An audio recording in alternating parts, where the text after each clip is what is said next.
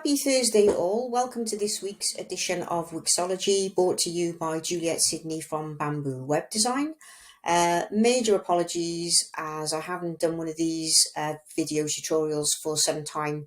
We've just been super busy here at Bamboo, but I've seen through a lot of Wix forums that a lot of people get confused, and I know myself when I get inquiries about the mobile version of the Wix website.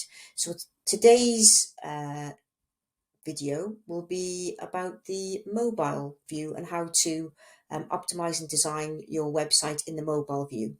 So what I've done is I've grabbed one of Wix's templates sites here, and what I'm going to do is use this as a demonstration site to show how you can go through into your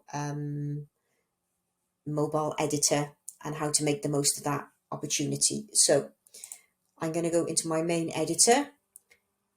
In order to design, so many people actually find that when they've designed their website in the desktop, they look on their mobile and it's a little bit out of kilter.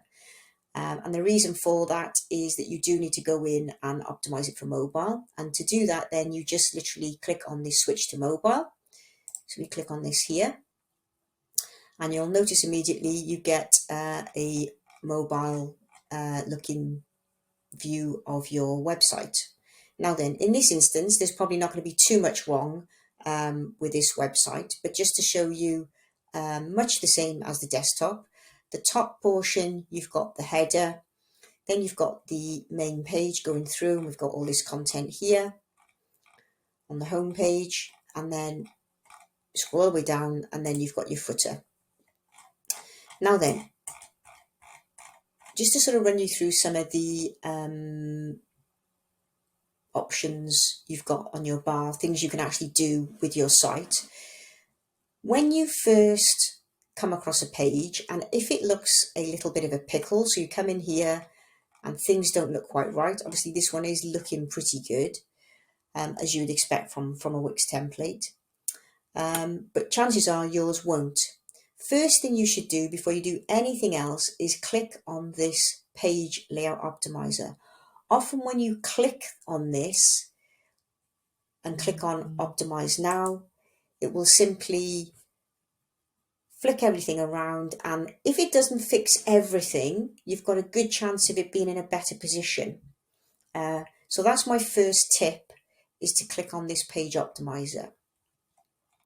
The other thing you'll find is on your website, you scroll through and you may decide that some things are a little bit superfluous to requirements on a mobile. You've got a lot of things here where examples, you've not got a lot of room, and so you need to think on a mobile, is that really needed?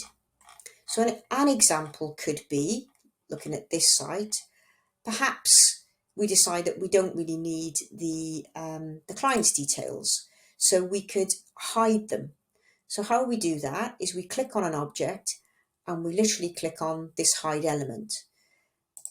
So we can click on these images and hide these images, and in actual fact, look, we can hide this whole strip. So if I click on the strip and hide, it takes away all those items. And if you want to get them back, you literally just click on the element and it'll show you which element, and it will display it again. Okay, so that's probably one of the easiest things you can do to get rid of items which you don't want. So we will, in this instance, we'll continue and we'll hide that. If you want to add things one at a time, then you can do. So next up is our toolbar.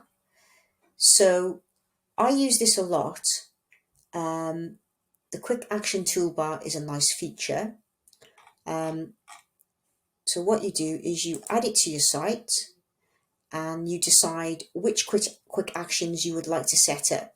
So you might set up here 1, 2, 3, 4, 5, 6, 7, a telephone number. You might come in here and info@test.co.uk. We might set up an email address, and we might link to a specific Facebook page. And literally all we do is come in here and paste the link for your Facebook page, much as you would do if you'd set up your social media icons in the main editor. So in this instance, look, I'm going to remove the Facebook because I haven't got one. If I want to add anything else, then I can literally click on here and add them. So for example, if I had an Instagram account, again, I'm just adding the link in. But in this instance, I just want to add a telephone and email. So keep it like that. Then all I do is, so here is my quick action bar across the bottom. And I can set up the design. So I might decide that I want them across the bottom, which often I find that quite neat, sitting across the bottom, because people have got it on their phone and then they can just click on their phone, tap on the bottom here, and it's nice and easy to use. But some people like them like this, or like that, or like this. So you decide which ones you want, that like the look and feel. So I'm thinking I quite like these on the bottom of my phone. So that's one of the tools. Another tool is, again, a very useful tool, is the back to the top button.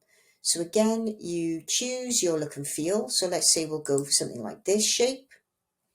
And again, we can customize the design. So in my instance, look, I've got white here, but I'm going to bold that out, and I'm going to go for that there. And then if you've got this here, and I'm scrolling through and I go so far down, I want to go back to the top, then it's nice, and it makes it nice and easy for the user. So again, you'll just design it out to make sure that it's nice and clear and shows for your users. So that's another good thing. Welcome screen is quite nice. Again, it allows the website to come up in the background. It gives you a little bit more time for the website to load. And if you've got like a really funky logo, you can add your logo. So you literally just add an image or a piece of vector art. So if we go here, I'll stick that in for now. If this was a logo, this would show. You can then choose how you want it to appear. You can play about with the colors scheme. So again, if I have this,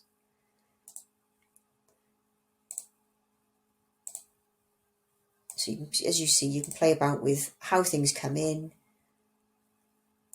I'm just going to spin in, which is quite nice. So I think I'm going to leave mine like that. So again, this is like a logo, and this is what loads before the website when somebody first keys in the domain name. And then finally, and I always quite like this again. So again, if I've got brand colors, I can just come in here and I can choose a color, and that is how it will display in the web browser, which again is just, it's a small thing, but it's quite nice. So I quite like those. Again, you don't have to use all these things, but generally these two I definitely would go for, and these two are potentially sort of nice to have, but they're nice little features. You've got an option to change the background, should you want to change the background color on here, have video or image. Very rare that I've perhaps changed this, but again, it is there. Good to know that it's there. And then, much like the standard website, you've got your different pages or sections. You can scroll through here. Now, in this website, it's pretty much a one-pager. So actually, no, I tell a lie. We've got a page, a home page with quite a few links and a few project pages as well, which is quite nice. Okay, so depending on how which page I want to edit or update or fix, as I say, often you'll come in here and it will be a bit of a pickle. Remember my tip number one, always try and do the page optimizer. because once you start to fiddle and you've forgotten to use the page optimizer, you can't really undo it. So it's almost a bit like a one-time only deal. So it's always worth going to each page and clicking on that.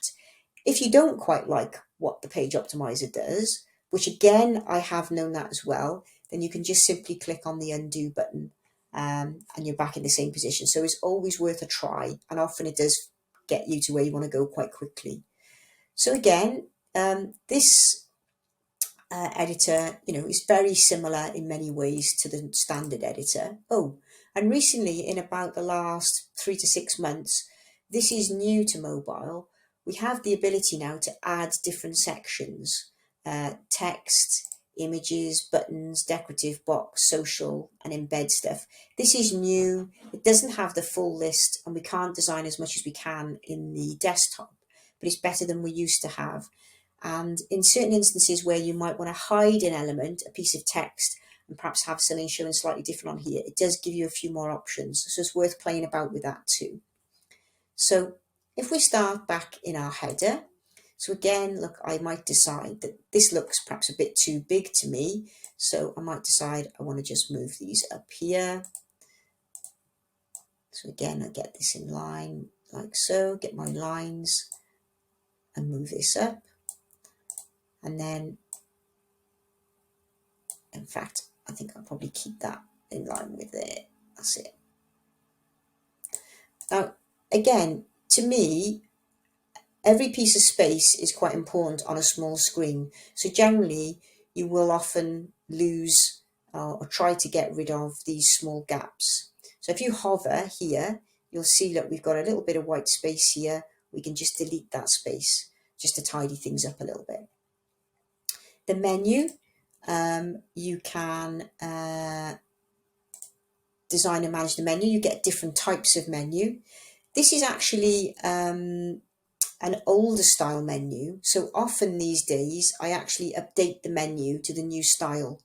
You see here the icons you get here. You get a few more options if you actually update it. So that is well worth doing within here. So you can freeze your menu as you can on a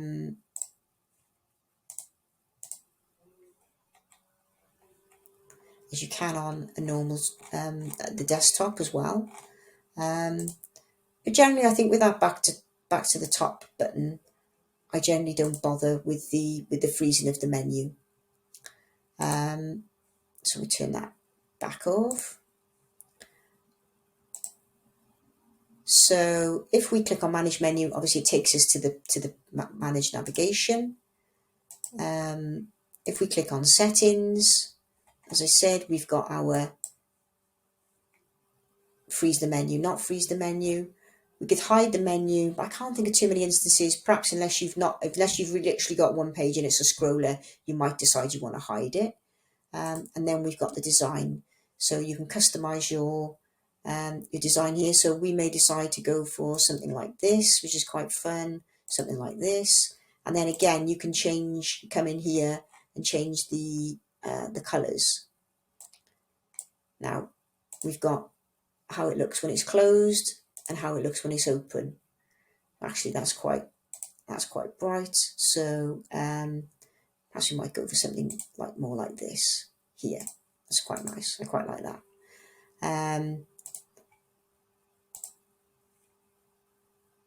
So again, customize. So look how it looks when it's open, how it looks when it's closed. Sometimes you'll find that the text box, things need to be a little bit bigger, and so you can play about with the design in here.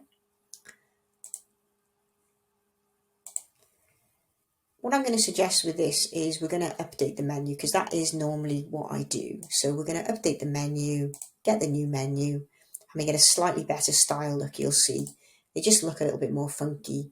So I quite like this one. So I'm going to choose that one. Again, it's the same sort of thing. So we can freeze the menu again on the settings. We can customize the design. We've got the open version here. We can click on here. This is where I was saying sometimes you might get both drop downs where perhaps some of it's getting cut off, so you might need to make it larger. And you can click on items and you can get them added to here as well. So sometimes if you've got perhaps a login, you may decide that that's something that you want added to the menu. So if you click on an item and right click, you can move it to, and you can move it to the menu, or potentially you can move it to the footer. So I wouldn't do that necessarily for the logo, but perhaps for a login bar. Having said that, sometimes sometimes it does work well if you've got like baskets and things like that. So it very much depends on your design and what you think. So that's giving you some tips here. So let's have a little look at the design of this. So we've got a strip here, and we've got some text here.